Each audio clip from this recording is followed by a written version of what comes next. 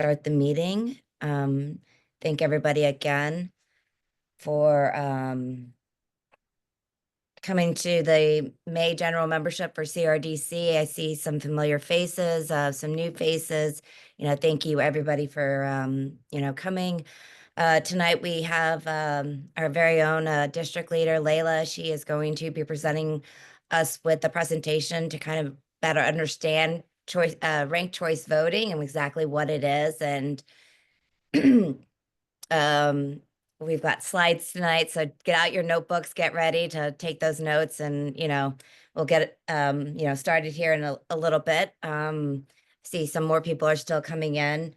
While everybody's still coming in, again, thank you. Thank you to, I want to say first, thank you to the club exec board that I have. I have a really good group, and I'm very proud to have these people standing next to me. And we as a club, and with others now, the neighborhood that is, the community that's been growing, we've really come together. Our activism, more membership, we're coming together as a community that is Chelsea. And I just want to applaud everybody for all the hard work that they've been really doing. We are a political club, and I want to say our voices are being heard by our politicians. And I think we need to continue pushing them and calling them and letting them hear our voices. So I'm going to go ahead. If you have your paper out, I have dates for everybody. We have a lot of stuff coming up. It's going to be on the website as well. This is the 22nd of May. We are almost into June. But between then, we have on May 30th from 7 p.m. to 9 p.m., we have a Friday social. If you've seen us in the neighborhood, we've been with one of our great club members. A group of them have put together postcards, and we're making sure that, like I said, our elected officials know who we are and our thoughts and values. And we want the club to come together and have a social. It'll be at the neighborhood, or at the Neighbor. It's a community center. It is at 176 9th Avenue.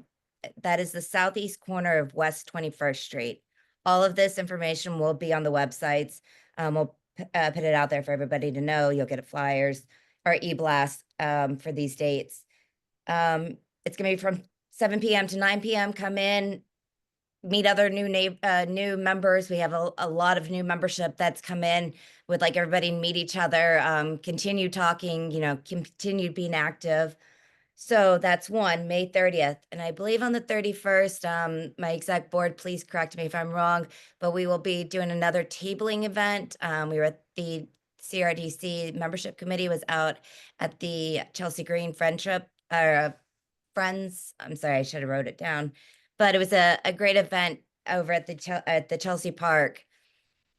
And membership, really went out there. If you guys came by, thank you for that. But I believe the 31st, they have another street fair. It'll be in our newsletter. On June 5th, we have actually 2 events going on that night. Chris Marte, he was he was one of the huge advocates for the 1096 bill. One of the first ones to come out for the retirees and making sure that healthcare, that their tiers stay in place, and fighting for that. And we want to go out and support him. And we will put all the details in a newsletter as well. That's June 5th. As well as June 5th, we have a Justin Brennan. We have endorsed him, and we would like him, we're doing a fundraiser for him. So we'll send out the information for that as well. Come meet him if you have not already. And then June 24th, we have our primaries. So that's where our voices will really be heard at the ballot box. June 26th, we will have our June general membership meeting at the Hudson Guild, 6:30. And if you still have your calendar out, July 27th, the CRDC barbecue will be happening at the Frying Pan. More details to come. So, I'm tired of talking. I'm going to let Layla talk now. Again, thank you, everybody. There will be a lot more dates. I will put out the membership. I think Layla this presentation and learning about ranked choice voting is a serious topic that we need to really educate ourselves on. So like I said, I'm going to turn it over to Layla, and thank you guys. Thank you so much, Candice. Kudos to you. Thank you for the kind words on our executive committee, but really kudos to Candice Hewitt for her leadership as the president of CRDC. As you know, Chelsea is incredibly busy with some really, really momentous applications that are coming our way. As you know, the Hudson Rail Yard related was contemplating bringing a casino to our shores, and it was decided that the casino operator decided not to file an application, so this is good news. At the same time, we're remaining cautiously optimistic as we have not seen all the details in the fine print. And as you know, it is always in the fine print that we can either exhale a sigh of relief or be incredibly troubled and worried. So, until then, we want to exercise caution. As you know, also, NYCHA, both the Fulton Houses and Elliott Chelsea is of great, great importance to this community and this political club. So we're going to continue being very focused on that. I would like to pivot and give you a little bit of a primer on ranked choice voting. So I have prepared a presentation, and I am going to share my screen so we can go through the presentation. What I'm going to ask you is, I'm going to go through all the slides, and then at the end of the presentation, we can do Q&A.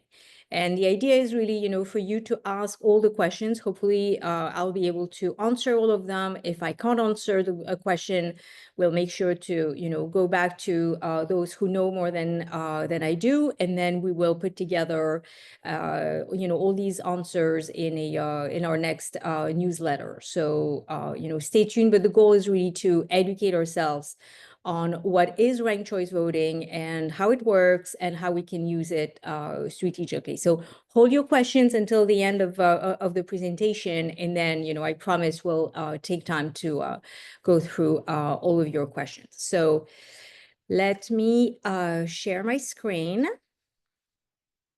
Can you guys see my screen? Yes. Great. Thank you so much. And I will also ask you to stay muted as I go through the presentation so that there's no sound interference. And, once again, we'll get to questions at the end. So ranked choice voting explained and demystified, hopefully. What is ranked choice? What we're going to cover tonight is what is ranked choice voting, how it works, and how to make it work, how to vote, how this vote is counted, and how to use the system strategically.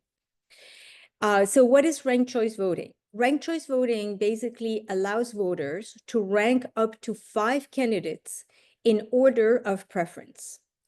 And the difference between the traditional ballot versus the ranked ballot is that in the traditional ballot, you have one candidate, you vote for that candidate, and it is in all the elections in New York City up until now, it was a plurality result, meaning that the candidate who got the most votes was the winner. So in a mayoral primary election where you would have 10 candidates, you could have a candidate winning this election with a very, very low percentage. Let's say that, the candidate got 22% when everybody else got less than that. With the ranked ballot, you choose candidates and you rank them, and that gives an opportunity to those candidates who you may have discarded as your top choice, but you still like them very much, and maybe it was really a hard decision for you to make. You can now rank these candidates second or third, all the way to fifth. And we're going to go into how to do it and what impact it has on the results. So basically, when you rank the candidates, you choose the candidate that you like the most. So let's say that it's candidate A, and you put them in the position that you like. So you can see that, you will have to fill bubbles on a grid by order of preference. So what you will do, let's take the mayoral election where it is really the race where you have a large number of candidates. You will put together your candidate list, and then you will mark your first choice in the first column, the second choice in the second column, and so on and so forth. You can rank up to 5 candidates. And there are some do's and don'ts. Pretty obviously, you don't rank the same candidate more than once. So the ballot was actually issued, I think, yesterday or 2 days ago. So we have the sample ballots. And this is how the ballot looks like for the mayoral election. The top line is occupied by Zoran Mamdani, followed by Scott Stringer, Selma Bartholomew, Zelnor Mayuri, Adrian Adams, Andrew Cuomo, Jessica Ramos, Whitney Tilson, Michael Blake, Brad Lender, and Paperboy Love Prince. You can also write in a candidate in the bottom section. And let me show you how you would fill this ballot. And what I'm going to show you in the next slide is just an example. It is in no way a reflection of how CRDC will rank candidates, because we have not yet ranked candidates in the mayoral election. We have an endorsed candidate. We have our top choice, but we don't have our choices from 2 to 5. So what comes next is just for illustration and demonstration purposes. So you basically can put 5 bubbles on your ballot. You can and you can place them. And once again, you only vote for one candidate, meaning that you could not rank the same candidate for more than one position. So here, just once again, this is just for illustration purposes. You could rank Jessica Ramos as your first choice, and she is CRDC's club endorsed candidate for mayor. You could rank for number 2, Brad Lender, for number 3, Scott Stringer, for number 4, Michael Blake, and for number 5, Zoran Kwame Mamdani. And so you would have, if you want to rank 5 candidates, you would basically fill 5 little bubbles, making sure that you pick the correct ranking according to your preference. You could also, so as I said, only one candidate per rank. You can vote only for one candidate. You do not have to rank. You can decide that there's only one candidate that really has your support, and this is perfectly fine. You're not obligated to rank. You can also decide to rank less than 5 candidates. So this is an example where, if you only want to rank one candidate, let's say you only want to vote for Jessica Ramos, this is the only bubble that you fill. And, for illustration purposes, once again, I put the other 4 options to the side. You would basically not use those. And that would be your ballot.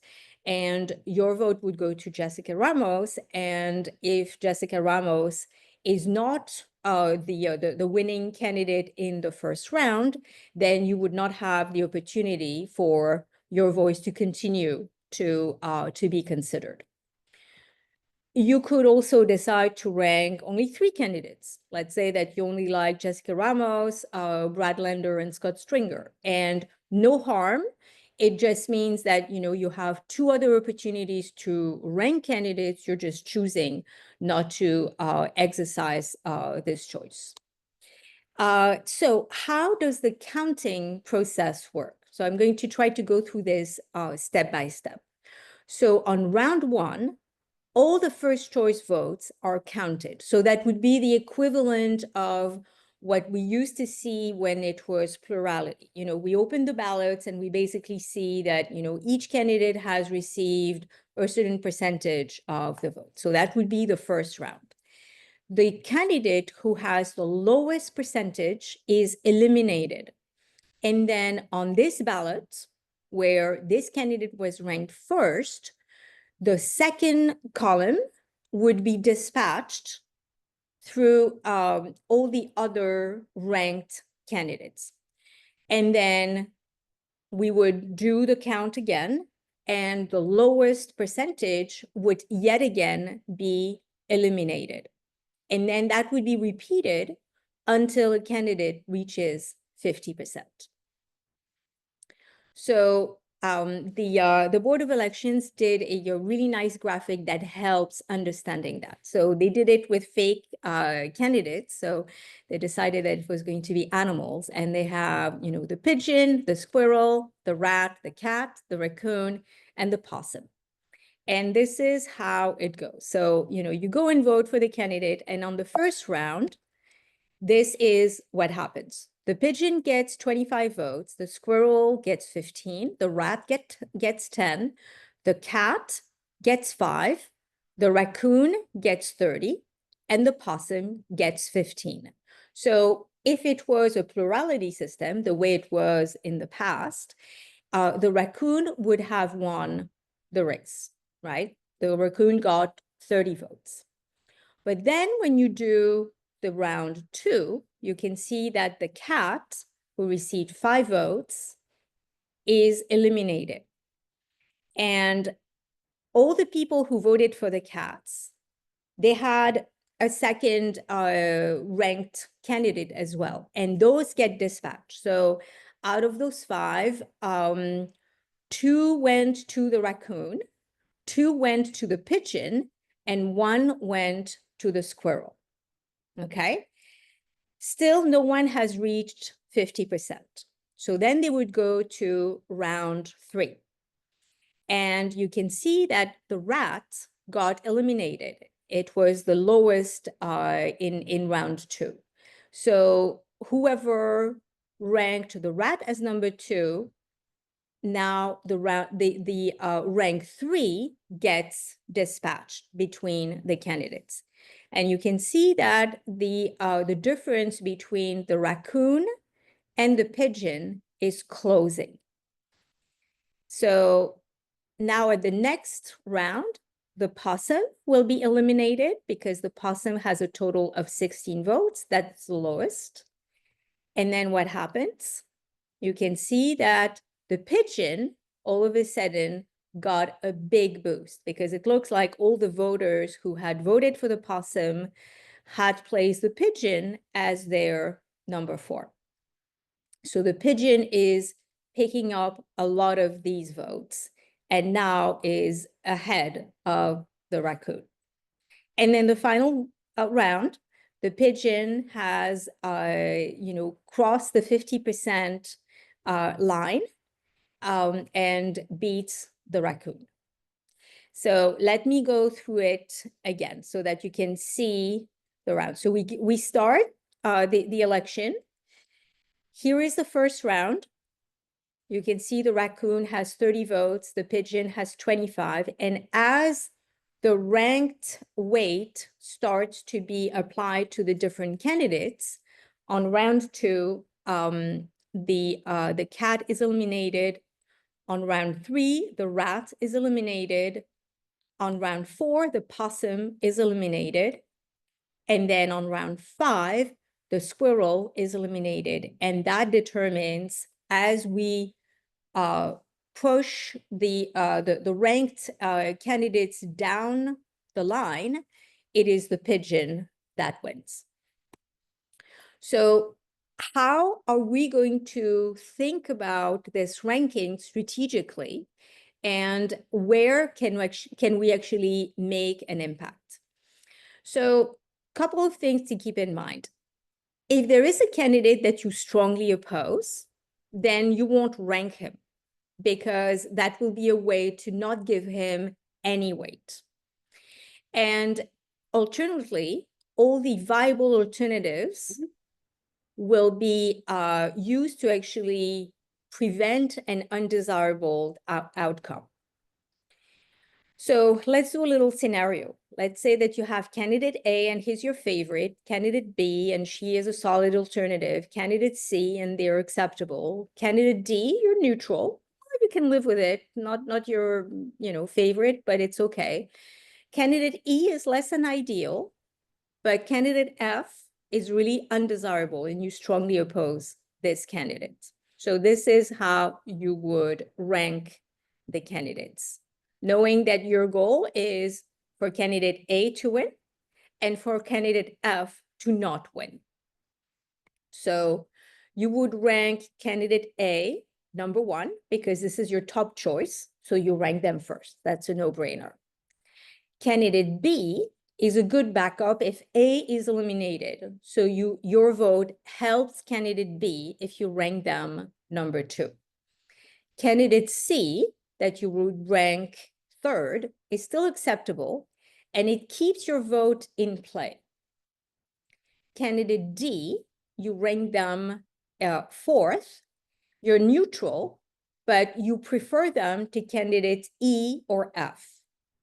Candidate E, you rank them in 5th, so they're the bottom of your ranks. They're not great, but they're still better than F. Then you don't rank candidate F, so you don't give them any rank, any weight. If all your other choices are eliminated, your vote at least is not helping candidate F get elected. So why does this work? By ranking everyone except candidate F, you maximize the chance that your vote will help anyone else to win. So you stay in the count longer when you rank all those 5 slots, and it keeps the undesirable candidates at the bottom of the pile. A couple of frequently asked questions about ranked choice voting. So one thing is that, this is not the first time that New York is using ranked choice voting in the primary. It started actually 4 years ago in 2021. So can I rank my favorite candidate more than once? No. Ranking the same candidate multiple times does not help them and can actually waste your vote. If you do that, your vote will not be counted. So only your first ranking for that candidate will count. Can I rank more than one candidate as number 1? No.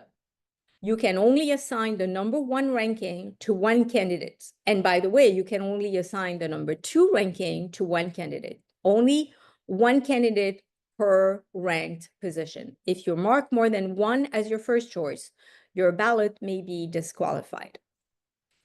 When will we have the results? As you can tell, this round process is actually pretty time consuming.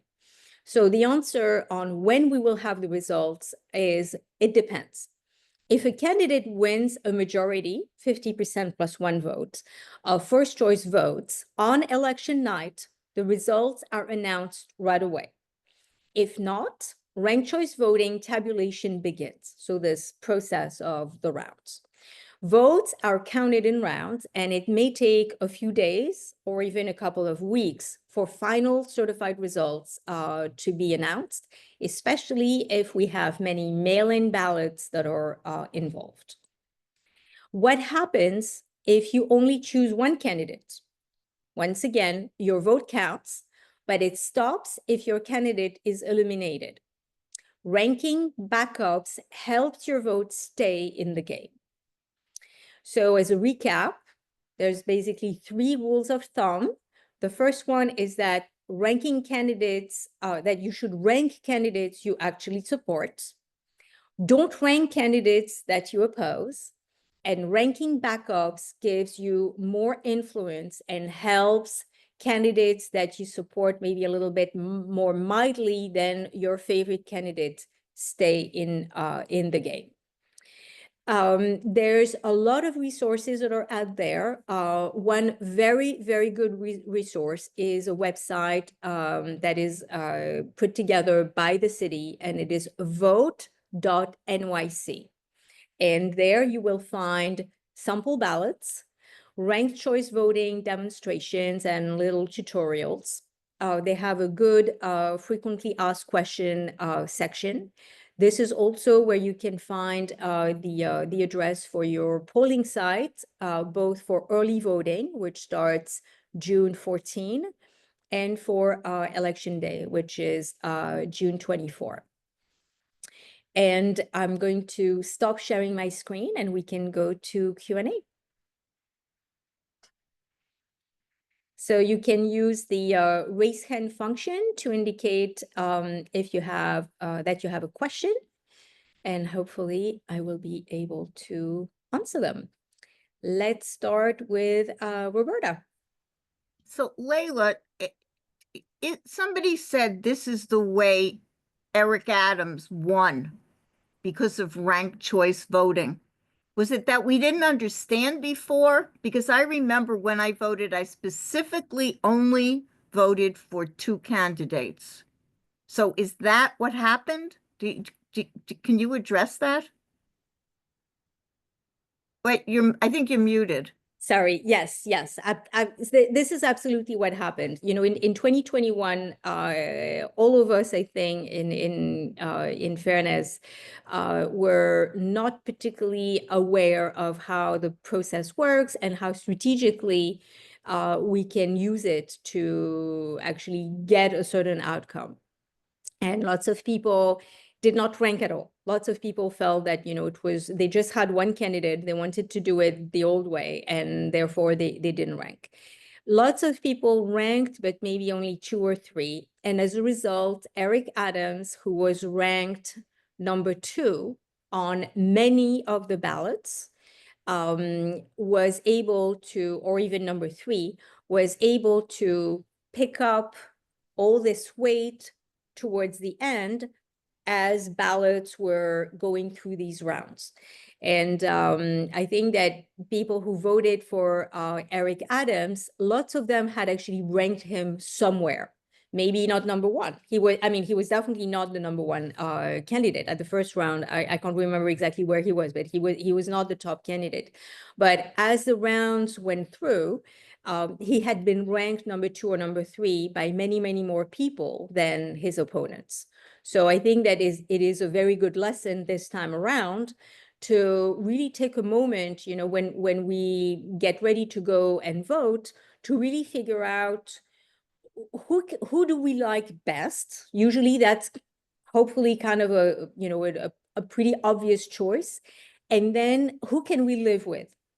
And then we have to determine who we absolutely don't want to see in this office. We can also, you know, strategically say, well, you know, there are candidates we know they don't have a path to victory. You know, there's, for example, this woman, Miss Bartholomew. She made it to the ballot. I have no idea who she is. Absolutely no idea. She has no path to victory. She has not advertised. She doesn't have, you know, any particular visibility. So it's sort of easy to say, well, we're not going to rank her, you know, but on the other side of that, you can choose a candidate who may not have a clear path to victory, but you can use them to actually block a candidate that you really don't want to see in office. Does it make sense, Roberta? Yeah, I wish I could take my vote back from the last time because I really didn't understand this and I didn't vote strategically. And I wish I knew this before. So let me make sure I understand this. In the first slot, I'm picking the person I'd really like to see as mayor. Correct. And maybe I'm going to think about it a little bit more and say, not only do I want this person to, but I may pick somebody, maybe not my very first choice, but I may pick somebody who I think I really like, and I think they have a shot at it to put in the first choice. And then when I go to the second, I may do the same thing. So the person I really like the best may not be my first choice if I'm going Correct. to be strategic, because I may really love somebody and think they don't have any chance of winning this. So even though they would, in a perfect world, they would be my first choice, I may not vote for them in that first slot. Correct. Yes. And Okay. I think that, it is this, careful balance between I really want this candidate and I really hate that candidate. I really think this candidate is going to be, the best leader for New York City. And I really think that this candidate would be absolutely awful. If there's a candidate who's awful, but he has no chance and no path to victory, don't even bother. But if there's a candidate who does have a serious chance and you really don't want them in office, and I can say that, CRDC is on record. We issued a statement and we believe that Andrew Cuomo would be a bad candidate. And we are recommending to not rank Andrew Cuomo. Once again, it's not just me speaking. This executive committee of CRDC took a vote, was actually a unanimous vote, and this is our recommendation to voters. We're recommending do not rank Andrew Cuomo for that reason, which means that, when you look at the other candidates, you may want to think about ranking them strategically so that, even like, let's say, you love Paperboy Love, and he may be a great person, and wouldn't it be great that an outlier becomes mayor.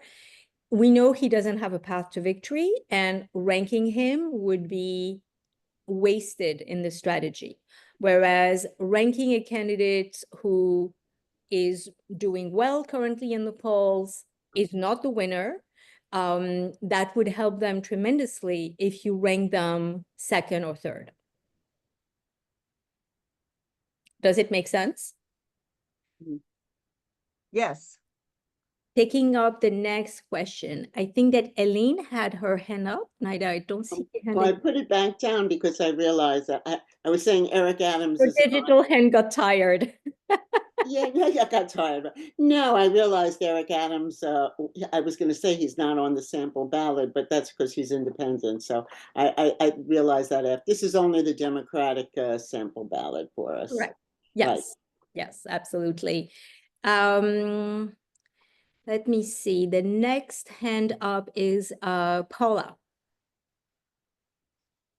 Paula Prager.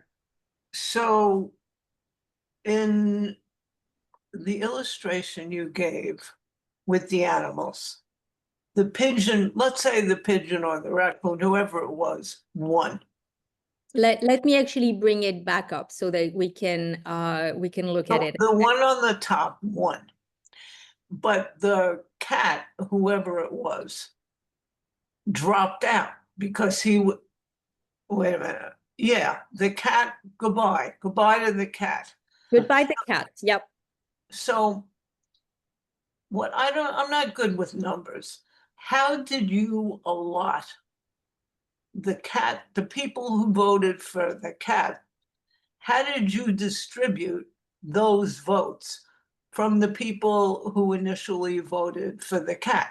Right. Yes. I mean, I see the pigeon got X amount, the squirrel and the raccoon, but how did you figure out those percentages?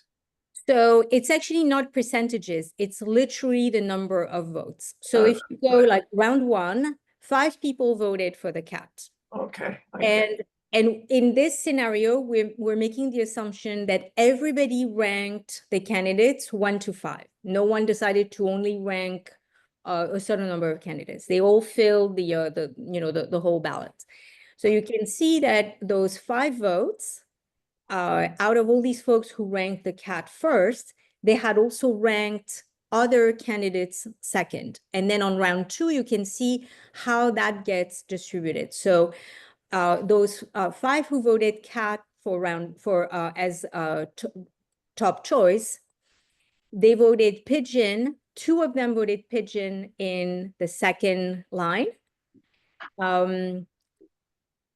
1 voted squirrel and 2 voted raccoon. So you can see those little boxes, and this is how it basically gets allocated. Does it make sense? So it's literally the number of votes. Correct. It is not a percentage. And now I get it. I'm not number good of- with yeah. numbers. Yeah, so those people who ranked cat as 1, they ranked 2 of them ranked pigeon as second, 1 ranked squirrel, and 2 ranked raccoon. Yeah, also one more thing. I think people have already said this. I think you already said it and other people. I think I remember that Adams was not the first one.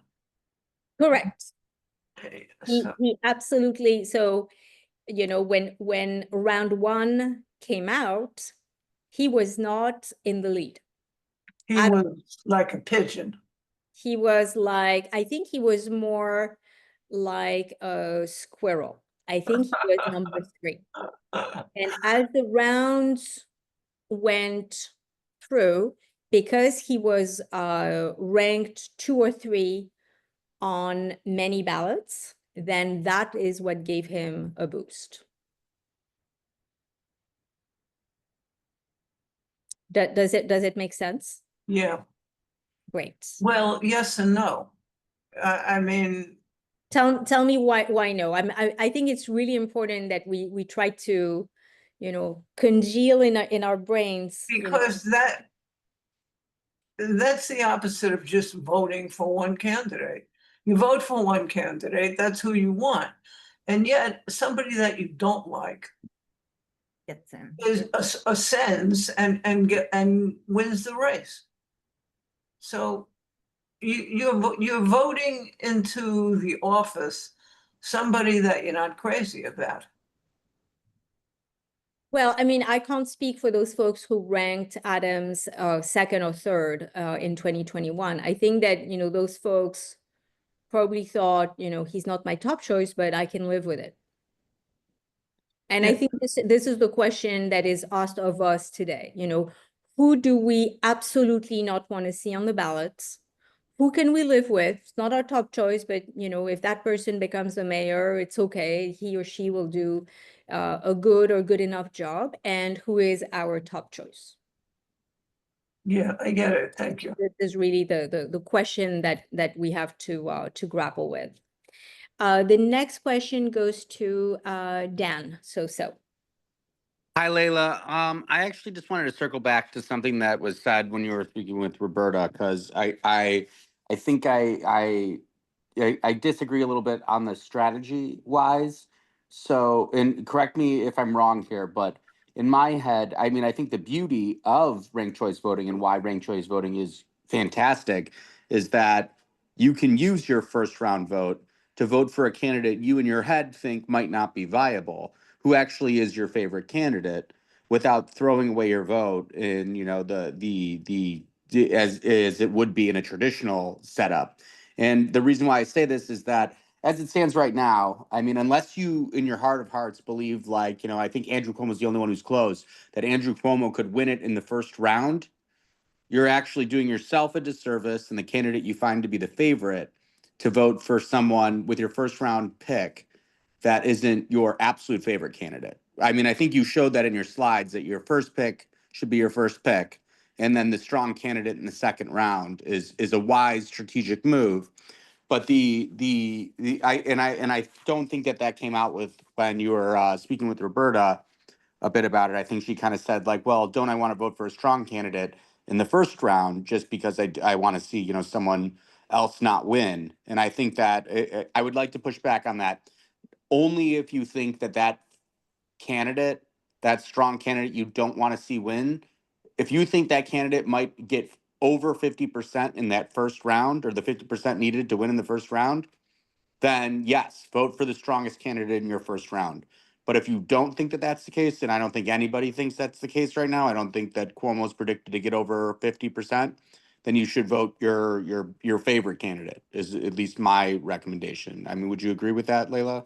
So I really think that, it depends what, you know, once again, as I said, you know, it's this balance between, you know, is there a candidate that you absolutely want to see winning? Or is it a candidate that you absolutely don't want to see winning? And, you know, in the case of Cuomo, he is the leading candidate in this race. He is likely to pick up lots of number one and also, you know, a fair amount of number two, which means that, you know, strategically, if you go with a candidate who doesn't really have a viable path to victory, you are potentially hurting the lesser, you know, preferred candidates by not giving them the maximum weight that you can. Once again, you know, it is a little bit of, you know, getting very strategic. What I would say is that, you know, it really depends, like if there is one candidate that you really want to showcase as being a strong candidate, even if they don't win their race, you want them to do really, really well.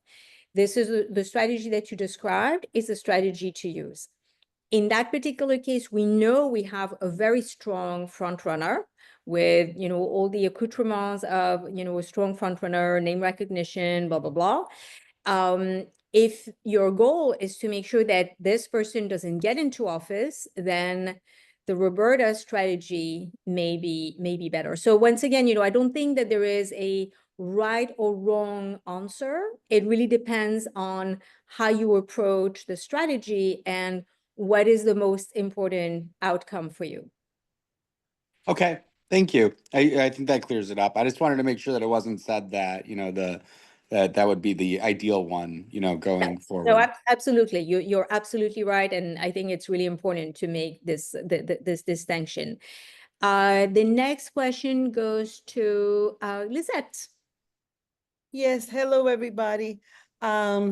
Leila, thank you for the description and the information. Still, I am a little bit concerned and scared that we will end up with somebody like Adams again. I mean, I mean, just to think about Cuomo, is awful. So if I'm understanding you correctly, the main thing for us to take, I mean, the main takeaway for me at least is make sure that you fill out the 5 slots. That's number one. Yeah. And if you don't want Cuomo to win, don't include him in the 5 slots. Correct. Okay. And the second thing that I would like to see as a takeaway for me is between now and the 14th, which is the first day that we can start voting, early voting, let's make sure that all of us gather as much information about all the candidates that we think that are viable for us personally, so that we make good choices of those 5 slots, so that the rat will not get in. And Yes. understanding what is the rat. So I think that it is up on us to make sure that now that we understand the system, if I am understanding it correctly, make good use of those 5 slots specifically. Okay, great enough. Absolutely. And I think it is the way you basically summarized it is just perfect. The takeaways are, please fill the 5 slots.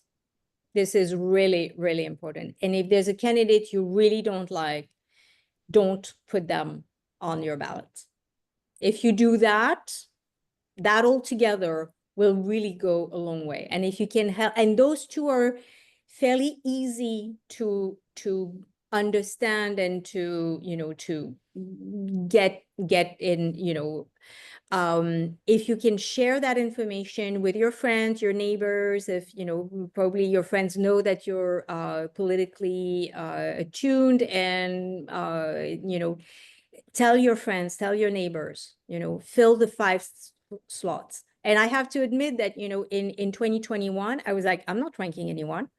I want to do it the old way. And I didn't realize, as Roberta said, that, you know, strategically, it really hurt us. So this year, filling the 5 slots for this mayoral race is going to be super, super important. And not ranking the candidate we don't like is also going to be super important. And that, that applies to all the races. And, for the mayoral, at least we have more than 5 candidates, but for all the other races in Chelsea, starting from controller all the way to city council by rank of importance, they have less than 5 candidates, which means that folks may be tempted to rank all the candidates because there's only so few. If there is a candidate you really don't like and you think would be a disaster in office, don't rank them. You don't have to rank them. All right, the next question goes to Rich. Rich P. Yeah. Rich. Yeah. Rich. Hi. Yeah, this is just a hypothetical because I probably will pick 5. But let's say in this race you had only picked 3. And in the example you gave, then at the very end, the total is going to end up being less than 100 because I didn't pick a 4th or a 5th. So when it got to the 4th round, my vote was exhausted. And so it would it would have brought it down to 99. And then if other people did what I did, it would bring that down as well. Am I understanding it correctly that you could end up with a total number less than the original number you had in the main race? Yeah. Yes. So in the end, for all the folks who voted, who ranked, for a candidate in first position, but may not have ranked, beyond that, whether they stopped at 2 or 3 or 4, then their vote will not appear in the tabulation at the end. So, okay, great. Thank you so much for doing this because I wish I knew this now back in the last election because I would not have voted the way I did. Thanks. Yeah, no, absolutely. And, I think we're all in this boat. So I think it's really important to, continue to, let that percolate and, so that we will be ready when election time comes. A few things that I want to clarify. Ranked choice voting is only for the primary. All right, this is not used for the general. So for the general, there will be a Republican candidate, a Democratic candidate, and those will be the 2 candidates who have earned the nomination of the respective parties. There will be independents, and that will be the ballot, and it will be plurality. Whoever wins the largest number of votes wins the race. So this ranked system is only for the primary.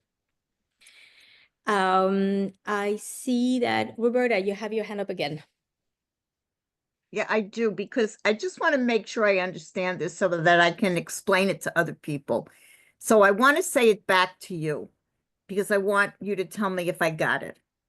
So all of us rank, let's say we all rank 5 candidates. And on the first ballot, nobody gets the 50%. But their votes for the first ballot are in place. Correct? Correct. Okay. Do you want me to bring, let me bring the slide up. Okay. Okay, so there's round 1. Yeah, okay, so we have no vote then.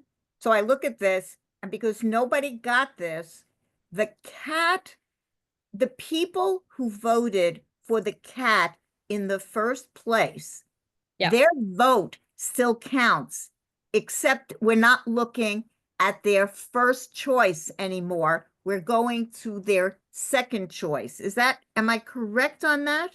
Absolutely. So the cat, those 5 people voted for the cat first. Yes. So now we look at who they voted for second. Correct. And what happens is on their ballot, if you go to the next slide, those 5 people on their ballot, they voted for the pigeon. Let's see. Oh, how it broke down is 2 of those people voted for pigeon. Yes. In the second, and we're now on the second column. So on the second column, they voted for pigeon. 2 of them voted for pigeon. One of them voted for squirrel, and the other two voted for the raccoon. And Yeah. so then, again, nobody's got it. So then we go forward, and who is it? Okay, so the rat gets eliminated. So Yeah. now the 10 people who voted for the rat, we're now looking at round 3, who they voted for. Correct. And so their vote counts for round 3. And how it's allocated is based on the number of people who voted for pigeon, the number of people who voted for squirrel, and the number of people who voted for raccoon Yes. in that third column. So Yeah. that's And for possum. Oh yeah, possum. I didn't notice possum got a vote. Okay. So then again, nobody got it. So then you go on to the next level, and who gets eliminated here is the possum. So those 16 votes, now we're looking at their fourth column, and we're looking at how they voted in the fourth column. Exactly. So it seems to me that this is exactly why you want to pick 5, unless you can't find a 4th or a 5th that isn't totally horrible. Correct.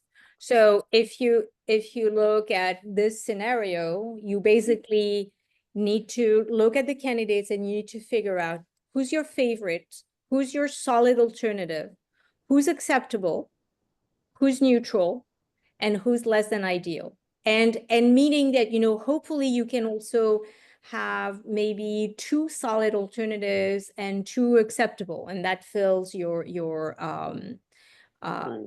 card.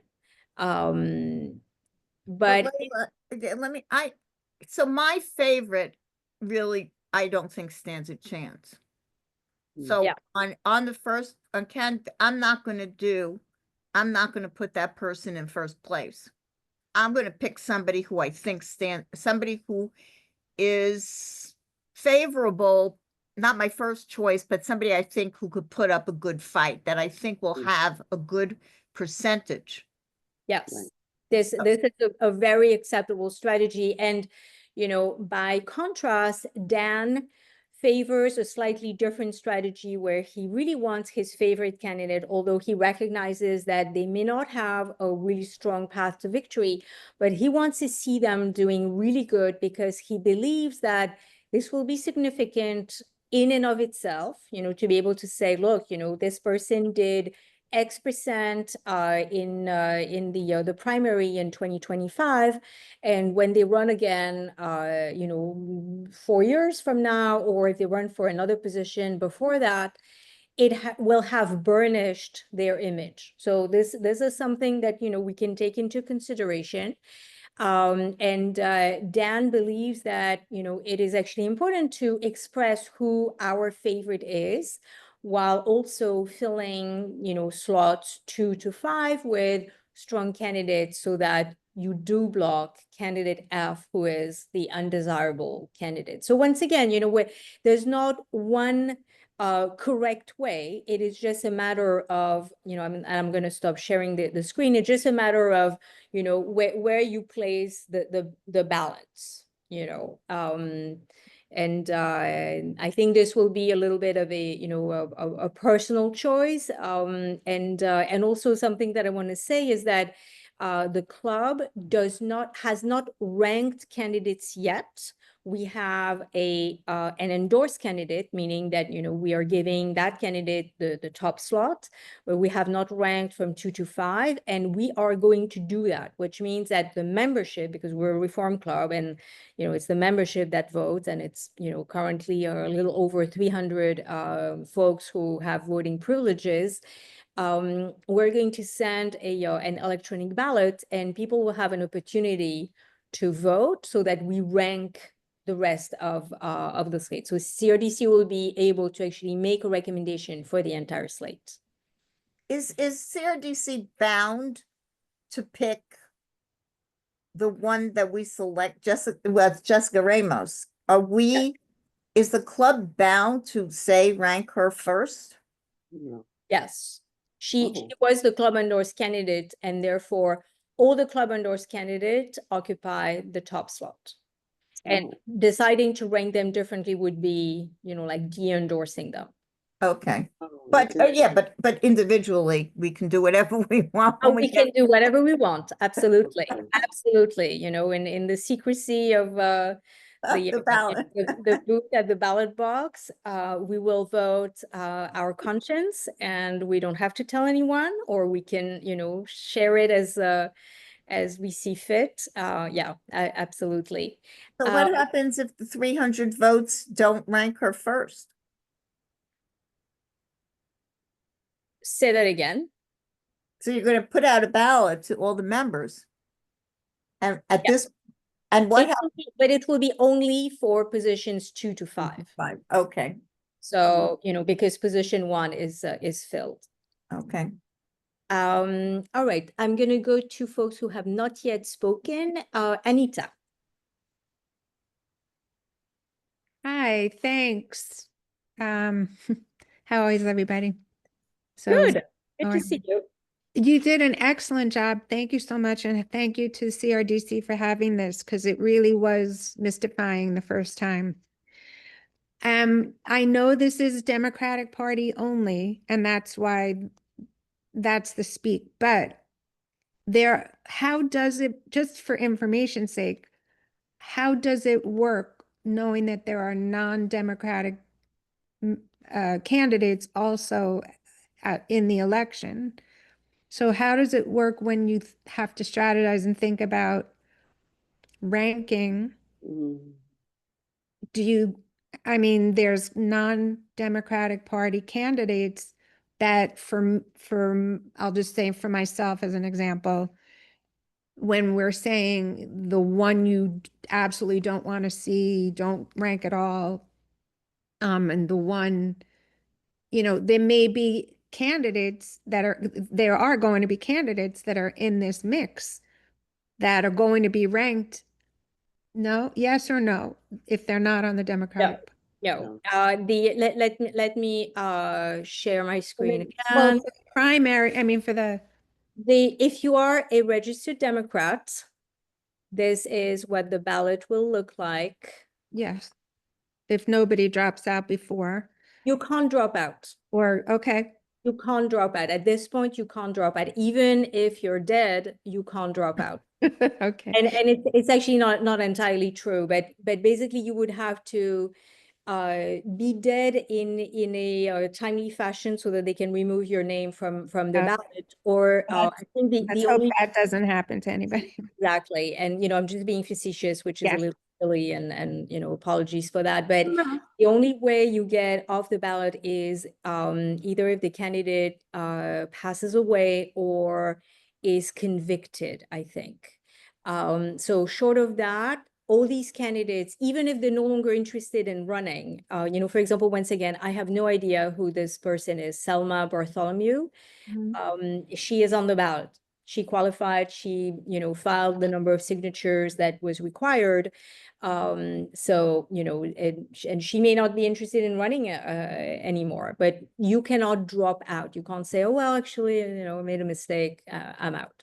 So all these people will be on the ballot and nobody else, because because our primaries are closed primaries in New York State, which means that you need to be registered with that particular party to be able to vote. So that's why, we are Democrats, we vote on the Democratic candidates, and the registered Republicans vote on the Republican candidates, and the independents don't vote.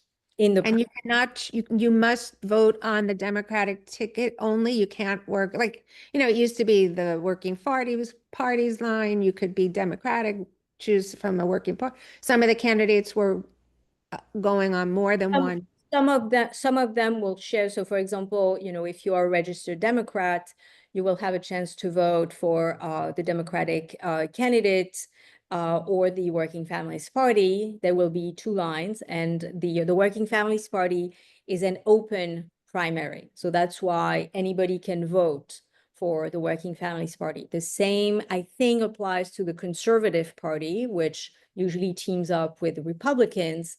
And I think the Conservative Party also has an open primary. But in New York State, the Democrat and Republican parties have closed primaries, meaning that you need to be registered with the party to be permitted to vote. So somebody who's running as an independent, Is not on the ballot at this particular juncture.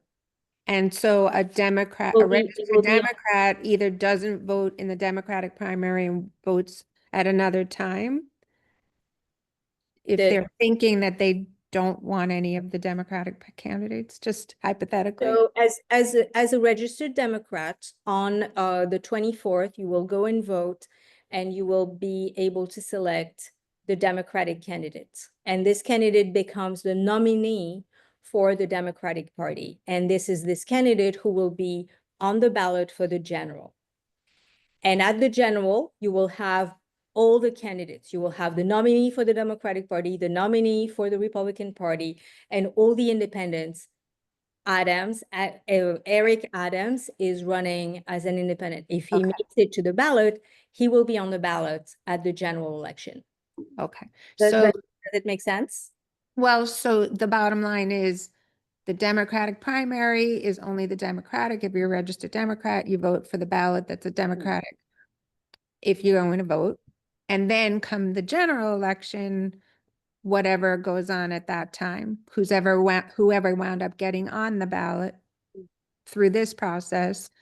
And then however you maybe they allow crossing party voting at that time, but it's not, it's a general. Yes. Whoever remains, whoever the- made it through. There are basically two ways to get on the ballot at the general. Either you are a member of one of the two parties, Democrat or Republican, or Working Families, or well, actually, let's start with those two. Either you get the nomination. So basically, when we vote in the primary, it is a nomination that we're doing. We're basically saying this is the nominee for the Democratic Party.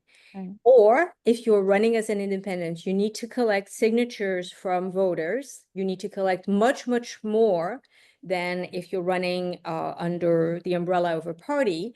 And then if you can file these signatures with the Board of Elections, then you are on the ballot. So those are the two ways to get on General the ballot election. at the general election. Okay. All right. Thank The next question goes to back to Eileen. Oh, yeah, I just wanted to, two things. One is I wanted to reiterate the importance of choosing as many candidates as you can on the ballot, because we run the risk of getting the worst candidate elected again.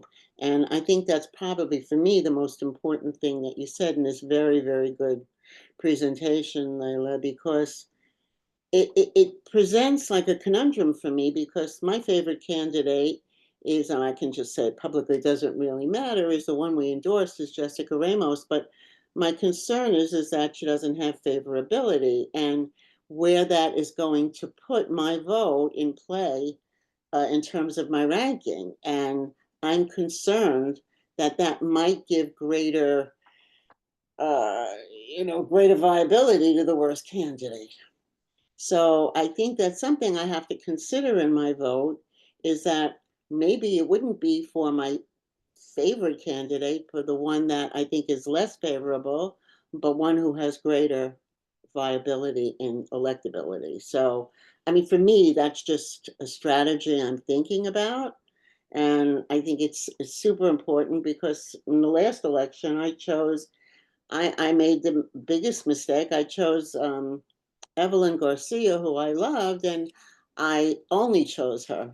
And look at where it got us, and I think whoever felt that way wound up with Eric Adams. So I think that's a concern. And I think the second thing I wanted to bring up is to piggyback on things Anita brought up, is that from what I've been reading, Adrian Adams and Eric Adams have joined forces in terms of strategizing. So to that effect, people tend to vote who has greater greater familiarity among the voters, name recognition. And they both understand that, and they both know that if they win the nomination in both parties, one or the other might have a greater chance of being elected. So I think for me, is to make sure that we do, and again, I'm going to put my opinion in here, is that we keep Adrian Adams off the ballot if we want that to happen. We don't want that to happen again. If we don't want Eric Adams to happen again. Yeah, So, yeah. you know, And that's just my thinking in this, and in terms of strategizing. yeah, no, you're making some really good points. Also, something to realize is that, you know, because it's a ranked choice system, there's a huge incentive not to say anything bad about other candidates. Because, you know, let's say that, you know, your favorite candidate, Elaine, is Jessica Ramos. If you are going to also vote for, you know, let's say Scott Stringer, but all of a sudden Scott Stringer is saying horrible things about her, that is going to be a huge turnoff.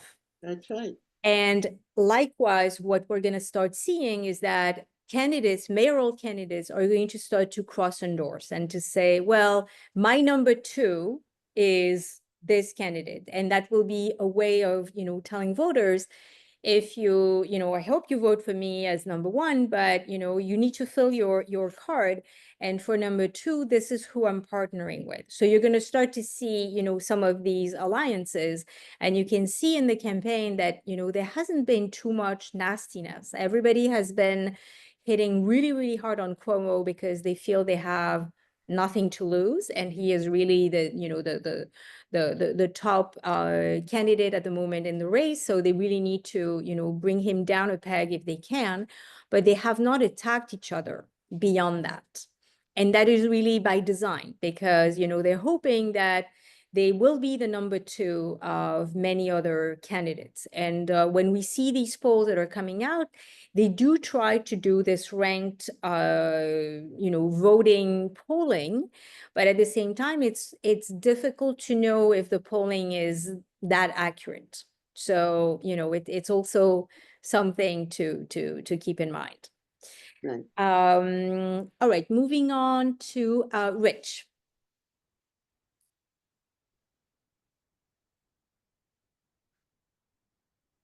Rich, I see. Oh, yeah, thanks. Yeah. Yeah, actually, like I think the merits of ranked choice voting are very good. The more I learn about it, the more I really like it. But what it's also doing, it's kind of turning when who we turn to, you know, endorse when we petition on its head, because maybe in the future it might make sense to include our 2 top people on petitioning ballots now, you know, but that could be an election. I don't know if that's allowed in election law, but I'm just saying this turns everything on its head in a way. But I mean, if they do allow us to do that, would that be a possibility given the strategies involved? I don't know. Oh, and that, so this is, you're bringing a really good point, Rich. This is why we decided to only endorse 1 candidate, because we needed to figure out what our petition was going to look like. And you cannot have 2 candidates for the same position, because you're only petitioning and collecting signatures for 1 candidate. So So you can't collect 2 on the same petition for the same office. Oh, okay. I don't know if that's an election law thing. I don't know if that might change Well, given ranked choice voting. this is the process of petitioning, you know, it's Yeah, like okay. you need to bring those signatures. And when you're collecting signatures, you're collecting those signatures to get 1 candidate on the ballot. That's ballot access. So you cannot be petitioning for all the candidates all at once. Oh, no, not all, but I'm just saying, you know, it may come down in the club, like if there are 7 people running for one office and people say, well, I really like candidate A, but I really like candidate B, you know, and if one doesn't get it, I want the other. Maybe we should make a statement that you know, I don't know. I'm sorry, I don't mean to be opening up a can of worms, but ranked choice voting does kind of turn things on its head. So it just you know, it makes other things that you have to question in a way. But I don't want to get off the topic, but yeah, no, you're once again, you're making like super good point. So the way we looked at it is that we really needed to figure out who we're going to petition for, who is going to be on our petition, who do we want to see on the ballots. So we decided to only endorse 1 candidate. But now given that we're much further into the race and the campaign, probably in the next 10 days, we are going to rank mayoral candidates. So CRDC will have their ranking, and Jessica Ramos will remain our number one, but then we'll be able to say, okay, we support this candidate for 2, this one for 3, and so on and so forth. And and this will be up to the members to make this determination. So we'll send the online ballots the same way we've been using over the past 4 years, and we will be able to make recommendations for the entire ballots. Okay, thanks, Leila. Thanks. Thanks. Going back to Lizette. Yes, I would like to echo what Rich was saying. I'm sorry, I don't know your first name, but I am concerned about Adrian Adams as a New York City retiree. Is very, very, very difficult for me to even swallow the idea of supporting her. So I'm going to look into other viable candidates, just like Leila was mentioning about, and we are going to have this conversation as a whole club.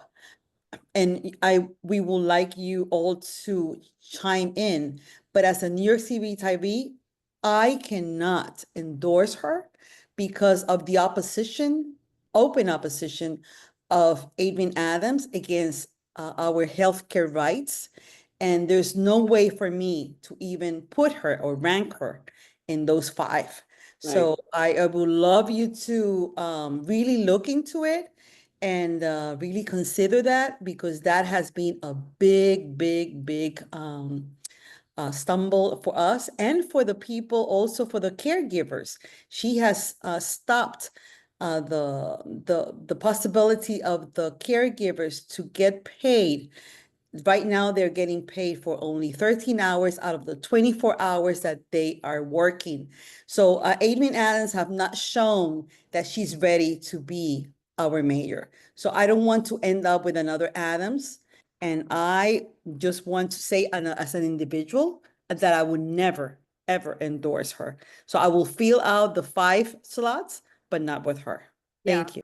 Thank you, Lizette. And I want to add on that CRDC is on record supporting the Intro 1096, which is the bill that would keep healthcare public and not privatize it as Medicare Advantage. And CRDC is also on record supporting the No More 24 bill, because as Lizette was explaining, the home care attendants, not only do they only get paid 13 hours, but they are actually mandated to work 24 hours. It's not like, well, maybe they can have a small, a shorter shift. It is actually mandated that they work 24 hours, and it's excruciating conditions. And Adrian Adams, as the speaker, has actually refused to bring these 2 bills to, I think, even to a hearing, and let alone a vote. So those are the important to keep in mind as we consider the candidates. Moving on to Candice. Hi, Leila. Thank you for this presentation. I took down my notes. I think May 30th social hour on Friday is going to be very active. So I'm looking forward to that, guys. We definitely 5, like coming out, I'm like Roberta said, you really educated of how I'm going to speak to people to let them know, because this is, I will admit I had voted for Adams. He was one of my last ones, but I still voted because I was a union member. I was just following direction. But, just to be more educated, thank you. I really appreciate it. And like I said, I just want to throw that quick plug in as well for the May 30th at Neighbors. We'll continue these discussions. Like Lizette said, these are important. We need to start speaking to each other to understand what's going on. So thank you. Totally. Thank you, Candice. Roberta, you have your hand up again. Yeah, 2 things. I think petitioning is lagging behind reality. because I think what Rich said, it doesn't match now, but that's a whole other discussion, which we can discuss at some point. But my biggest concern is we sent out this invitation to well over 300 people and 30 people showed up. So I think that I would think, I guess, the majority of people will like me, who really didn't understand the last time around. And I'm really grateful for you to take this on and to explain this in a way that I now really understand. Now I really feel stupid because 4 years ago I really messed up that ballot. And so I get it here. I know what we're gonna do. But we need to strategize on how to get the word out. So if everybody who is, this is gonna be recorded, correct? This is Yes. being recorded. This So if is we put recorded. this on the CRDC YouTube channel and Yes. then share it on Facebook as well to get the word out about how to vote with ranked choice voting to make sure that the despicables don't win. And I'm with Lizette. Adrian Adams is on that list too. Eric Adams, Adrian Adams, and Cuomo are all on my despicable list. But I think it's really important for people to understand this. So I think everybody on this call should think about the people they can send this recording out to and get the discussions going so that we don't make the same mistake twice. Yeah. And totally agreed. Could not agree more. Another thing I'm going to say is that if you live in a large building, if you're a tenant or a resident of London Terrace, if you are a cooperator at Penn South, if you are a tenant at Fulton or Elliott Chelsea, or anywhere else for that matter, I'm happy to come and give a presentation, to give this presentation. I'm happy to come and educate people so that they understand and I can answer the questions, and the questions that I can't answer, I can go back and do my research and come back to you. And it is just so important. And I feel probably doubly stupid, Roberta, because I did exactly the same in 2021. And as I was, educating myself this time around, I was like, oh my God, I was just so dumb. And I kept saying, yeah, I'm only ranking one, it's so pathetic. So now I get it. And I'm so happy that, we're able to share it. But, if anyone of the, 27 participants, if you live in a large building and you think that your neighbors would benefit and you can, organize something, and we can do it on Zoom. It's very easy, and we can create the link. And, if you see value in it, please let us know. Please, please, please let us know. As Candice said, we need to really use these resources and talk to each other so that, we're more educated voters. David, you have your hand up. Hello, my fellow district leader. Hi, thank you so much. This is a great presentation. It's a lot of work. I just want to confirm that this also applies to Manhattan Borough President and for Controller. And obviously public advocate. Okay. Every single race is ranked choice. Okay. And once again, you don't have to rank. So if there, we talked about the candidates we don't like in the mayoral. If there are candidates that you really don't like in other races, and in other races there are much less candidates. I think in the controller you have 4 candidates. For public advocate, you have 3 candidates.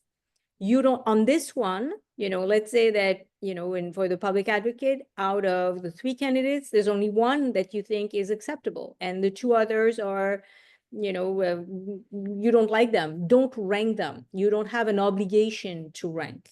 What you have, sort of like what you have an obligation is to not rank the really, really bad candidates. And then okay, also want to. Yeah, go ahead. I wanted to put in a plug. I know this is a side note. We're going to be campaigning on this Saturday around 9:30 by the Bread Man at 23rd Street and 9th Avenue. Just confirm with me, because so far no one has confirmed with me. So we're going to be handing out mostly Brad literature and Justin, a little bit of Justin literature, because that's all I have. But so Brad, let me, just for people to understand, because there's more than one Brad, Brad Holman Siegel running for Manhattan Borough President and Justin Brannan running for Controller. Getting a little confused with our Brad. so just confirm with me to let me know you'll be there. I said I'd be there. Okay, so Barbara, but I mean, there's other people, the other people, so just let me know. Okay, I let you know. I told you yes. Okay, thank you. So much. Thank you, Joanne, and thank you, David, for And thank you, Layla, for a great presentation tonight. Great work. thank My- you. And I My will- I better will half. not- I will Oh, not be- unless it rains. Sorry. Unless I it will not- rains. I will not be campaigning with you guys because it's my son's graduation. So I'm a very proud mom who will be. Congratulations, brother. thank I should have you. congratulated you earlier. Thank you. Thank you. Phyllis, I see that you have your hand up. Go ahead.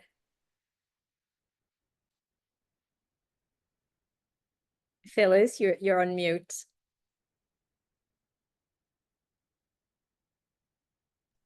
Oh, okay.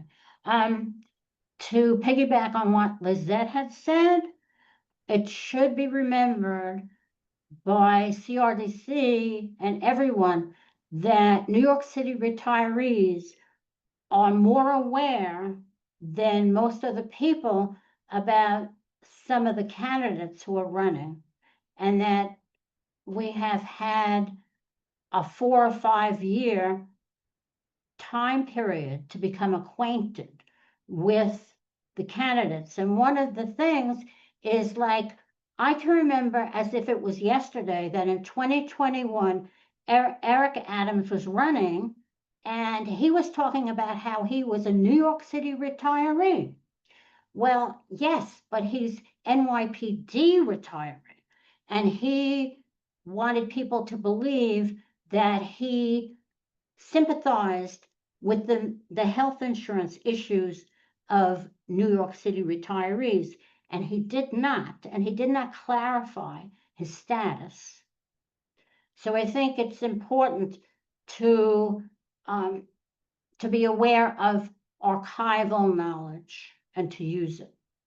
Yeah, absolutely. So actually on that note, you probably know already that CRDC has co-sponsored a number of candidates forums, including a mayoral. So Right. we'll make sure that we circulate that so you can hear from the candidates again. And there has been a really, really robust number of candidates forums, and then the debates are coming up. I can't remember the dates, but they have been set. And this will be also a good opportunity to learn about the candidates. But if there are any specific issues that you are particularly concerned about or interested about, try to find a forum, and maybe we'll put together a little bit of a compilation of the different candidates forums that have been organized by others, that we can put together so that we can be more educated. All right, I don't see any more hands up. We're almost at 8 p.m. I just want to make sure that everybody had a chance to ask their questions. Once again, if you feel that you can put together a group and you would like to have this presentation again, I am happy to make myself available. So let me know. You can reach out to the club. I think most of you have my email address. If you don't, it's laylademay@gmail.com. It's laylademay@gmail.com. You can Google me. You can reach out to the CRDC email address. We want to hear from you. And, this recording will be available hopefully tonight or tomorrow morning on the YouTube channel. And you'll be also able to share it with others.